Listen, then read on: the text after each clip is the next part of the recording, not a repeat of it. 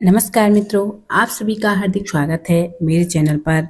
Mean लग्न और mean राशि वालों के लिए आपके जीवन में इस महीने से स्वर्ण काल की जो शुभ शुरुआत होने जा रही है, क्योंकि देवगुरु बृहस्पति 13 अगस्त को देवगुरु बृहस्पति यानी आपके राशिपति, आपके लग्न के स्वामी देवगुरु बृहस्पति अपने स्वयं की नक्षत्र पुनर्वसु नक्षत्र में प्रवेश करने वाले हैं और अगले 11 महीने तक यानी 13 अगस्त से 18 जून 2026 तक पूरे 11 महीनों के लिए अपने नक्षत्र में गोचर करेंगे।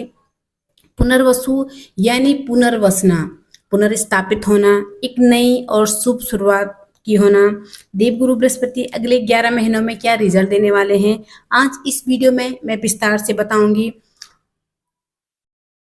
गुरु का ये कोई छोटा मोटा गोचर नहीं है, पूरे 11 महीने के लिए अपने नक्षत्र में रहेंगे। आप लोग सोच रहे होंगे कि गुरु चौथे भाव में है, मिथुन राशि में है, आपकी राशि में मई के महीने में आगे थे, लेकिन अब तक आपके साथ कुछ नहीं हुआ। लेकिन अब कुछ नया होने वाला है, कुछ बड़ा होने वाला है। उसका मेन कारण है गुरु का अपने नक्षत्र में आना, क्योंकि बेशक 14 मई को गुरु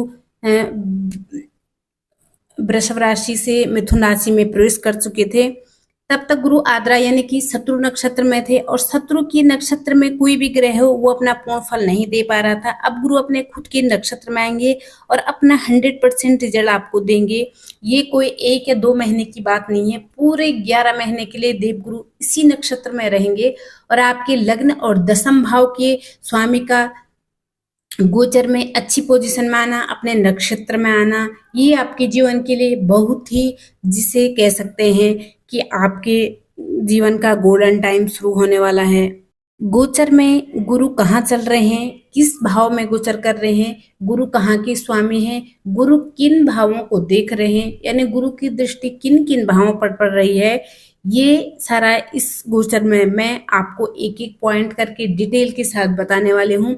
यानी कि इस वीडियो में मैं ये सारे पॉइंट कवर करूंगी। गुरु एक जगह के रिजल्ट आपको और भी देंगे, यानी कि एक भाव ऐसा है जिसका गुरु रिजल्ट और देंगे, वो है आपकी कुंडली में, आपकी जन्म कुंडली में गुरु किस भाव में बैठा हुआ है।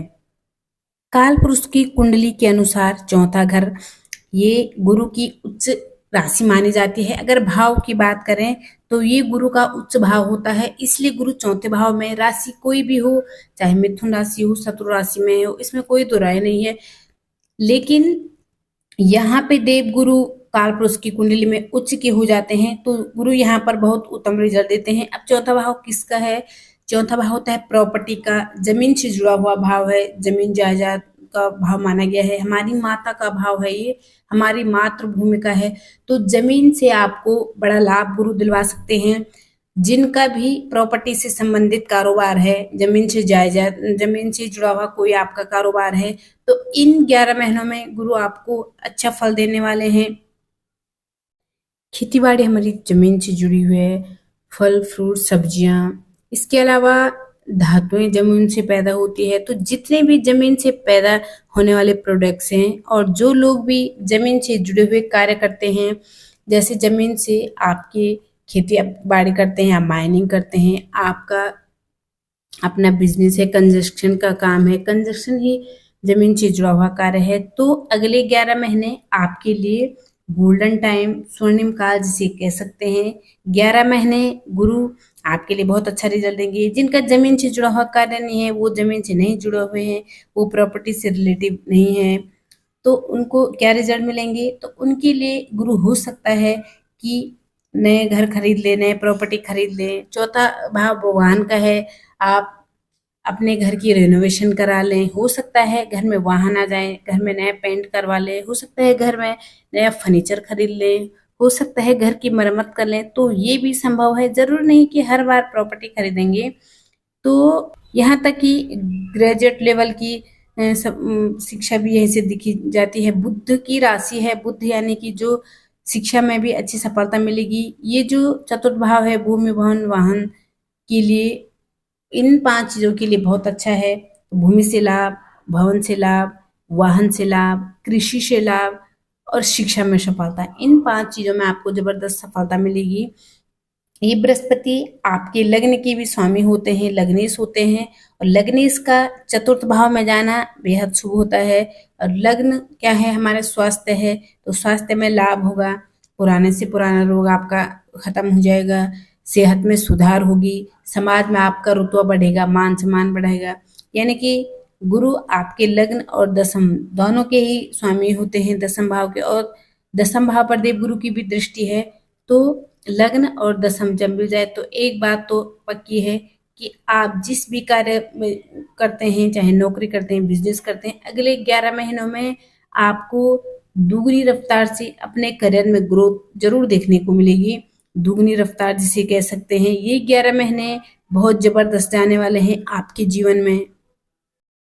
कारण क्या है, गुरु खुद के नक्षत्र में है, बस ये ध्यान रखना है। मीन लग्न और मीन राशि वालों जिनको गुरु की दशा, अंतर दशा, प्रत्यंत दशा भी चल रही है, मैं उनकी बात कर रही हूँ। प्रत्यंत दशा जिनको गुरु की चल रही है उनको तो 90% से ज्यादा रिजल्ट मिलेगा, क्योंकि प्रत्यंत दशा सबसे ज्यादा प्रभावित होती है। तो दुगनी रफ्तार से आपको करियर में ग्रोथ मिलेगी, नौकरी में प्रमोशन मिलेगा, बड़े ऊंचे पद, जिम्मेदारी, कार्यभार, समाज में मान सम्मान, पद प्रतिष्ठा आपको बढ़ेगा। जिनकी नौकरी नहीं है उनको गुरु नौकरी दिलवाएंगे, यानी कि अब आपके मायूसी वाले दिन खत्म हो गए हैं।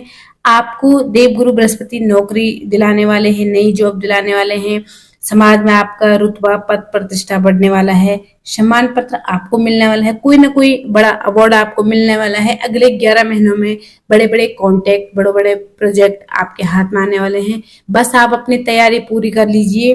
तो गुरु का ये गोचर बहुत अच्छा है आपके लिए। अब गुरु की दृष्टियों की बात करते हैं, कहाँ कहाँ गुरु की दृष्टियां पड़ेगी। तो गुरु की जो पंचम दृष्टि है वो आपके अष्टम भाव पर जाएगी।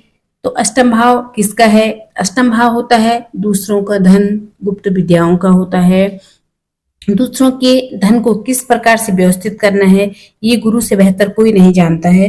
तो यानी कि दूसरों के धन पर यानी बड़ा गेम खेलने का मौका मिलेगा अगले 11 महीने में। आपको पैतृक संपत्ति मिल सकती है, बीमा धन मिल सकता है, ससुराल का धन मिल सकता है। तो और कोई रुका हुआ या फंसा हुआ धन आपको मिल सकता है। अष्टम भाव आपको दूसरों के धन को व्यवस्थित करने के लिए पूरा पूरा मौका देता है। उसके बाद दसम भाव पर दृष्टि है। दसम भाव पर दृष्टि का क्या रिजल्ट होगा ये मैं आपको बता चुकी है। और 12वें भाव पर भी देवगुरु की दृष्टि है। 12वां भाव होता है हमारे ट्रेवल्स का, छोटी छोटी यात्राओं का, बड़ी बड़ी यात्राओं का, विदेश यात्राएं आपकी होगी। यहाँ जिनका पासपोर्ट नहीं बना है उनको अपने देश में यात्रा होगी, लेकिन लंबी दूरी की यात्राएं होगी। 12वां भाव एक्सपेंसेस का है, खर्चे होंगे, खर्चों के साथ निवेश भी बढ़ेगा। प्रॉपर्टी में चौथे भाव में बैठकर 12वें भाव को देख रहे हैं, तो प्रॉपर्टी जब खरीदेंगे तो प्रॉपर्टी में निवेश होगा, गाड़ी खरीदोगे तो गाड़ी में निवेश होगा। दसम भाव पर दृष्टि है, बिजनेस में खर्चा करोगे, बिजनेस से लाभ होगा, लंबी दूरी की यात्राएं होंगी। और ये विदेशी व्यापार का भी होता है, अंतर्राष्ट्रीय व्यापार में आपको सफलता मिलेगी। ये हाउस 12 भाव हमारे, आपको हो सकता है वीजा मिल सकता है, ग्रीन कार्ड मिल सकता है। तो गुरु का ये गोचर निसंदेह आपके लिए किसी स्वर्ण काल से कम नहीं होगा। तो गोचर में गुरु आपको क्या रिजल्ट देंगे, और आप अगर उपाय कर सकते हैं तो उपाय भी जरूर कीजिएगा। गुरु के बीज मंत्रों का अगर आप जप करते हैं तो आपके लिए और भी अच्छा रहेगा।